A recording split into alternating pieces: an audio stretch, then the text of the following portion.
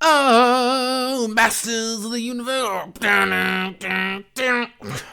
Yeah, Flash Gordon is not as readily remembered as he was back in the day, though to say that Flash's influence isn't felt to this day would be a gross misunderstanding of the cultural significance of the comic strip that took kids to the world of Mongo, and far, far beyond. It was kind of inevitable that Flash Gordon would end up with a TRPG of some variety. Some of you may be clamoring about Pinnacle's Entertainment Savage Worlds variant that came out a couple years ago, but back in 1977, Flash Gordon, The Warriors of Mongo, was released by Fantasy Games Unlimited, and Lynn freaking Carter wrote it, for God's sakes. Yes, 1977, 3 years after the Funny Dragon game came out, someone made a licensed game about Flash Gordon, arguably one of, if not the, first licensed TRPG to come out. Though calling it a TRPG by some of our standards is a bit stretching of the truth. I'll casually refer to it more as a Flash Gordon OC simulator more than anything. So what are we dealing with here? Well, that's where things get a little bit weird. The book is effectively a choose-your-own-adventure story, except the adventures are Gordon's adventures with Bash Zordon, Clash Bordon, and of course, Gordon Freeman. We'll need to make our very own Gordon Freeman though, so we first need to roll up our 3 average dice, which are d6s, I think, for our physical strength and stamina, combat skill, charisma and attractiveness, and scientific aptitude. Using our amazingly lucky die, we ended up with a 7, 9, 10, and a 15. I see we're playing my punished Freeman. Though from here we'll pick our class as either a warrior, leader, or science man to give us a +1 to one of our relevant stats and called in certain events. Gordon Freeman, our hero, is a science man at heart, even if he does confront Zen with 2 fists and shattered kneecaps. From there, you either pick or roll your starting location on the map. Well, not the real map, but the schematic map. The schematic map itself is actually a pretty clever way of condensing Mongo down into a spinning vortex down toward Mingo City. The exterior locations are easier, while deeper into the ring you get, the more challenging things become. If this is sounding a bit more like a board game, then don't worry, you and a lot of other people, including myself, had the same thought. Warriors of Mongo is a weird game to read, clearly written by someone who knew Flash Gordon. All of the events taking place just happen to be events from the series with the names haphazardly scribbled out and some silly CYOA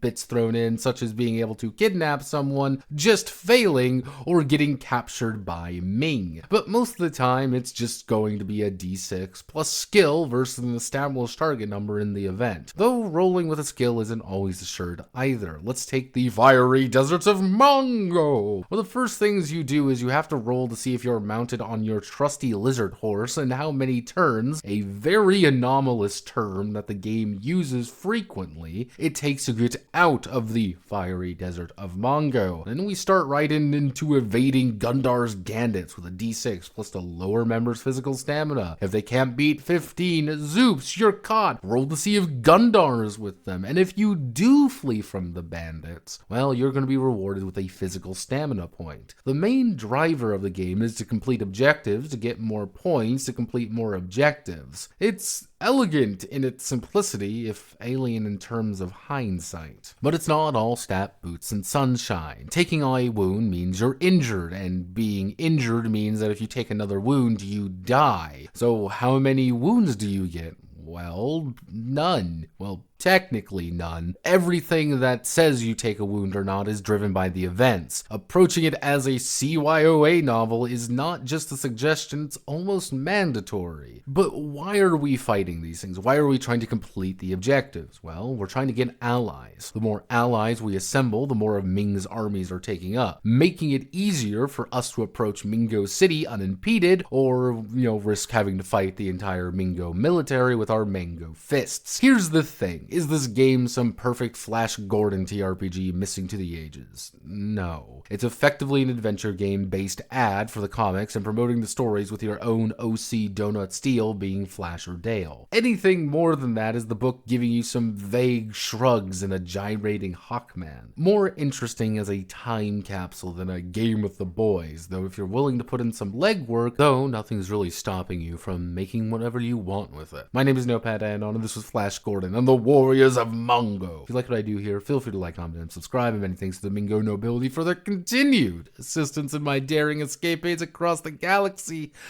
Godspeed and good luck.